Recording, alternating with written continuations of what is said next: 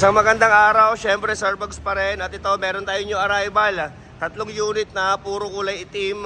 Itong Montero natin na 2017 model na GLS Premium. Then isang brand new condition na Toyota Vios.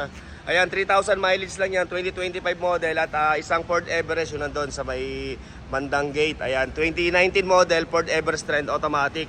Ayan, pero syempre, bago tayo mag-start, sana isang follow at like naman dyan. At pa-comment na rin ako. So, start na muna tayo dito sa ating Mitsubishi Montero Sport. Okay, so unahin ko lang muna to 2017 model. Ayan, Mitsubishi Montero Sports GLS Premium. Ayan, kulay black. Diesel engine. Ito, first owner, all original. 64,000 mileage only. Ayan, 998,000 ang kanyang asking. 998,000 at ayun, syempre, basta nakapollow sa atin. Ayan, kasama na transfer of ownership at kung kailangan ng i-rehistro, libre ko na rin yan. Ayan, sa naghahanap ng kulay black, ito para serve mo na. Ayan, 20,000 ang ating reservation. I-save nyo yung aking contact number. Ayan, sabihan nyo na lang ako ahead of time kung kailan nyo gusto mag-test drive.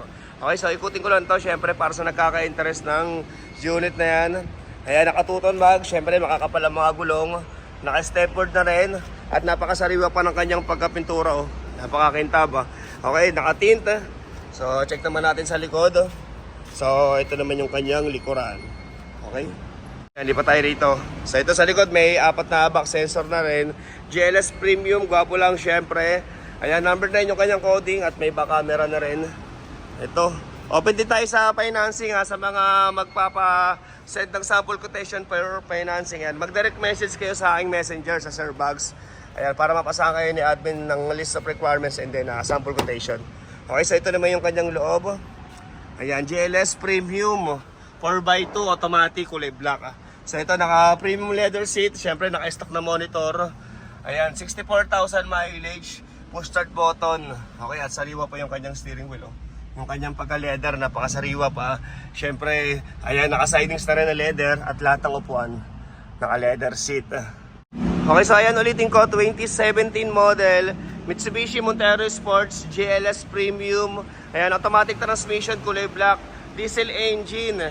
Okay, 64k plus mileage. 998,000 ang kanyang asking. And then, negotiable pa naman yan upon viewing.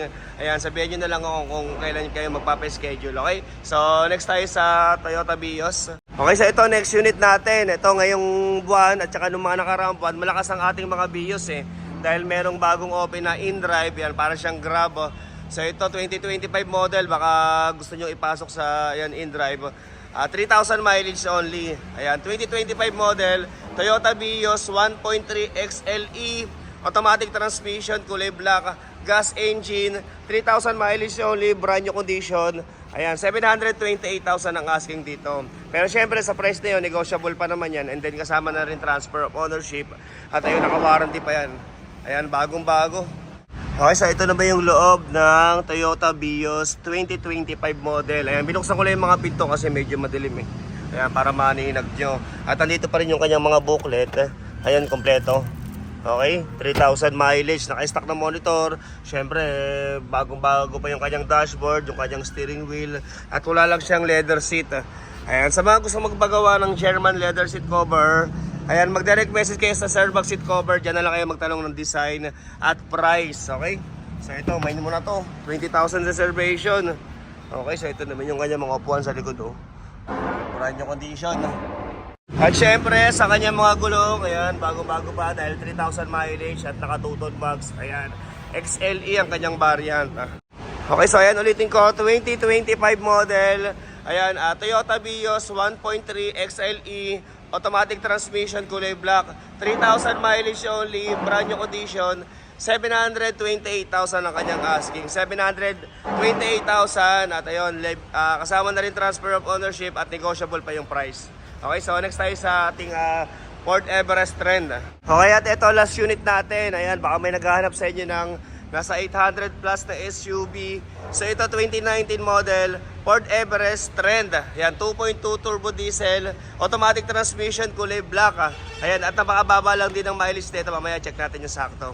Ayan, 828,000 ang asking dito. 828,000 at ganoon din. Kasama na rin transfer of ownership at kung paso na, libre na rin yung ating rehistro. Ayan, para sa mga nagkaka-interest nito, ayan, ikutin lang natin. So ito, number 19 yung kanyang coding. At ayun, napakasariwa pa ng kanyang pagkapintura, napakakintab. Siyempre, naka-mags at makakapal ang mga gulong. Ayan, naka-stepboard na rin. Ayan, 2.26 speed. Siyempre, naka-tint. Napakasariwa na ito. 32,000 mileage yata ito. Check natin yung sakto. So ito naman yung kanyang likuran.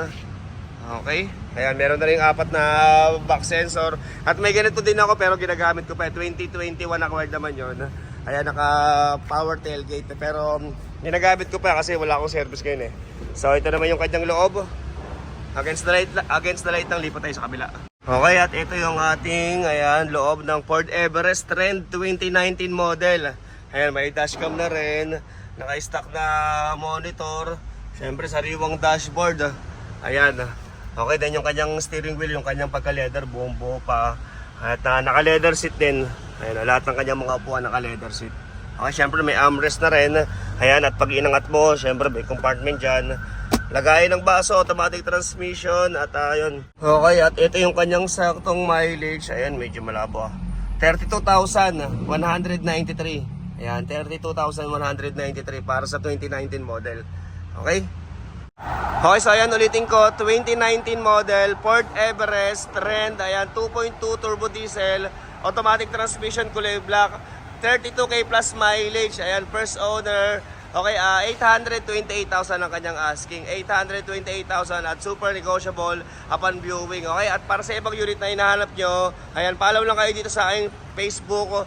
Ayan, marami pa tayong mga dumarating na unit. Baka sa mga susunod, isa na dun yung hinahantay yung sasakyan. Ayan, abang-abang na lang kayo, okay? At muli, syempre, Sir Box nga pala, ang pinakagwapong pugaw ng mga Repossessed cars.